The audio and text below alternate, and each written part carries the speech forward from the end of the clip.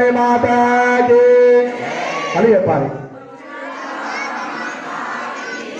జగదంబ విశ్వపాలిని మాతాకి జగదంబ విశ్వపాలిని మాతాకి.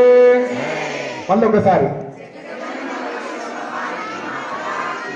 జై హర నమ పార్వతీపతయే హర హర మహాదేవ హర. అందరు కూడా అట్లాగే పట్టుకొని ఇక్కడ పూజ సంపూర్ణమైంది. ఆ పువ్వులు వేసేసి మళ్ళీ అలాగే వెళ్ళి కూర్చోండి. అందరికి కూడా ఆశీర్వచనం ఉంటుంది, తీర్థ ప్రసాదాలు. అక్కడి నుంచి రావద్దు, ఇలా వచ్చి ప్రదక్షిణ పూర్వకంగా ఇట్లా వచ్చి వేసేసి మళ్ళీ వెళ్ళి అక్కడ కూర్చోండి.